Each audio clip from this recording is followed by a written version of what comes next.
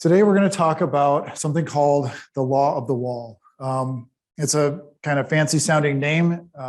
You think of like laws of motion or laws of thermodynamics. It's maybe a bit overkill for what it actually is. It's not that profound. It's just the law of the wall is a velocity distribution, any velocity distribution that describes a velocity as you go from your flow in the external sense down to something near the plate. So it's just a velocity profile in the boundary layer pretty much as you get close to the wall in particular. And the reason why it's called, the law, or it's something that's called a universal velocity profile, is because this velocity profile is supposed to be generally applicable. It's supposed to be a velocity profile that you can solve for regardless of, say, external pressure loss, like that dp dx term. And it's supposed to be kind of normalized. So what we'll do is we'll talk through how you actually get to these velocity profiles and finally wrap up this idea of eddy diffusivity and how it all plays into that velocity profile. So, all right, let's start here with our governing differential equation. This is something we came up with, a few times ago. We have this is our X momentum equation, and then this last part here deals with viscous dissipation.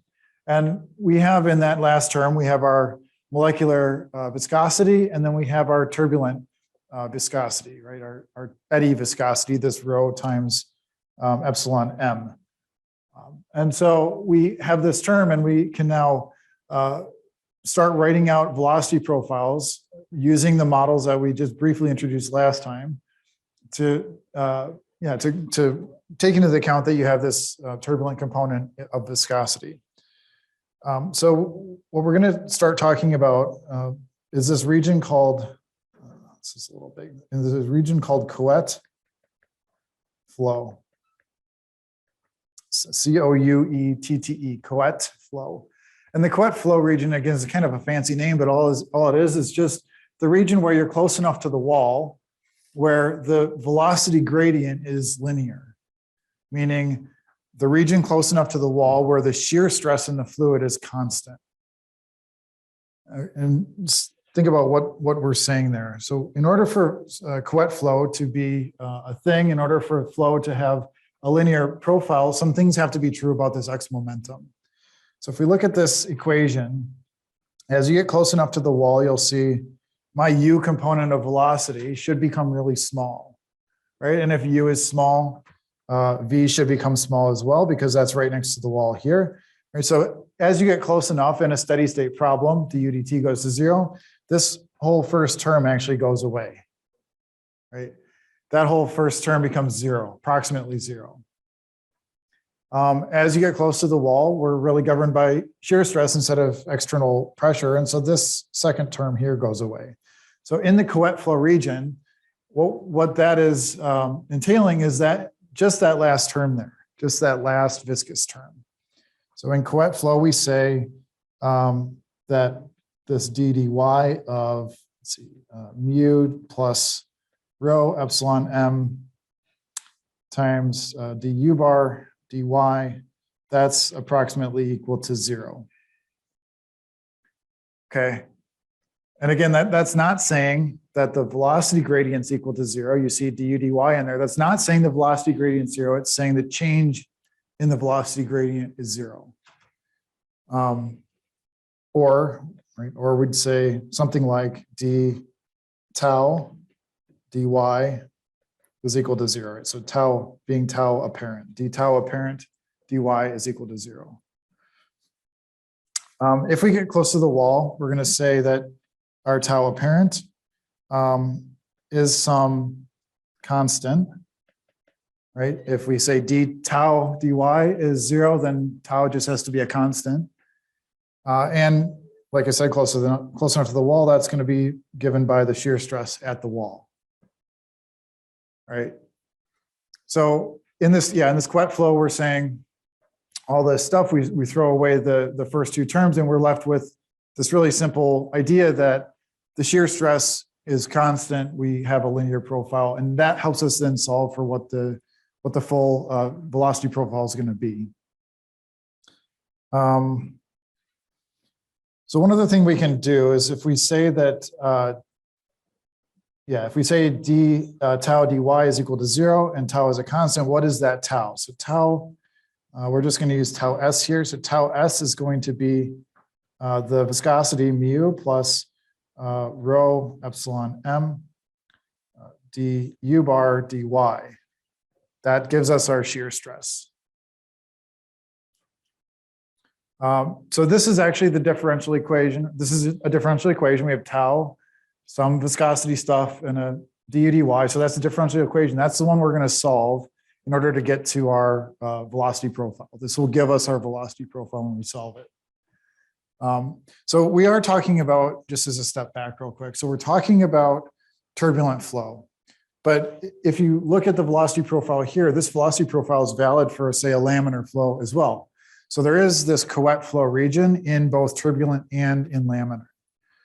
Okay, so for laminar flow, we would say,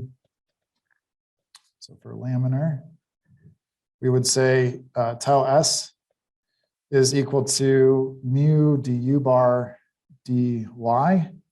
Where then du bar dy is a constant. Right. The only difference there is for laminar flow, we only have the molecular viscosity. We don't have the eddy, turbulent eddy viscosity in there as well. So it's still true that we have Couette flow. It's just that we're changing the things we're considering in the viscosity part of it. All right. So then, one of the questions is how long does this Couette flow region extend, or how long is the velocity profile linear? So it turns out, if you look at this, you can kind of approximate the velocity profile is linear for maybe like half of the boundary layer in this case. So usually this applies to something like let's see, what was my note here? Say something like 40%. Maybe people say usually 20 to 40% of the region is Couette flow. Okay, so this is a little bit of the background. Let's take this differential equation here and start working with it. The goal is, we want to use a model for eddy diffusivity here. We have these models down here. Let me zoom back in to remind yourself we have these different models where we have some equation for the turbulent diffusivity, or the eddy diffusivity in these different regions. So I showed you this table last time, but just to remind ourselves, what we're talking about here is we have this model where we break up the layer into kind of different segments. So in the first segment, we might say that there's a particular model from 0 to y plus. Remember, this is your inner y position, your inner coordinate y. So from 0 to y plus, where y plus is related to the boundary layer thickness, the viscous sublayer thickness. So say 11.5 times that characteristic length. That's approximated by epsilon sub m over nu is equal to 0. And then in the second region, we would have a different model for that. So you can use any of these different models that you have. They're in sort of different levels of complexity. But what we need to do is express the equation that we started with, our differential equation, in terms of inner coordinates. We need to non-dimensionalize our differential equation in terms of inner coordinates to be able to use it here. So let's do that. Let's do that first. All right. So let's rewrite that differential equation. It was solving for du dy. It's d. It's partial. Come on. Partial of u with respect to y is equal to tau s over mu plus rho epsilon m. Okay. So let's see, we rewrite this. So we need to use our definitions of inner coordinates. And we talked a little bit about this last time. We said my u plus, my inner velocity, is going to be equal to the time average velocity divided by some characteristic eddy turbulence size or magnitude called u star. U star was given as, U star was what? It was the square root of tau over tau s over rho, all that inside the square root. So we substitute that back in and we end up with U plus is equal to U bar times the square root of rho over tau s. Okay, so that's our inner velocity in terms of the average as a function of y, the density and the shear stress. Okay, what else do we need here? So we have U plus. We're going to need y plus here as well. So let's see. So we have du dy, so we need y plus. So y plus is going to be, the definition was y over some characteristic viscous sublayer, so L characteristic Vs. So L characteristic Vs is U star times mu over tau, so we'll just substitute that back in and it becomes y times tau s over U star times mu. Okay, we substitute those things back in to our differential equation, and we end up with, let's see, bring that over here. So now we have, I guess we're solving this again for tau s. So tau s is equal to mu plus rho times epsilon m. Those are all the same. Now we substitute everything back into our du dy, noting what's constant in our substitution values over there. So we end up with du plus over dy plus, and then the constant stuff that comes along is U star times tau s divided by U star times mu. Just comes from substituting in. Okay, so then we can cancel some stuff out, right? You see now tau s appears on both sides. So that can go away. What else do we want to substitute here? So that goes away. We have our U star goes away. And then what we're left with here is, see, 1 is equal to mu plus rho epsilon m du plus dy plus times 1 over mu. So let's bring that mu inside the parentheses. It's constant, so we can bring it inside there. And we end up with 1 is equal to 1.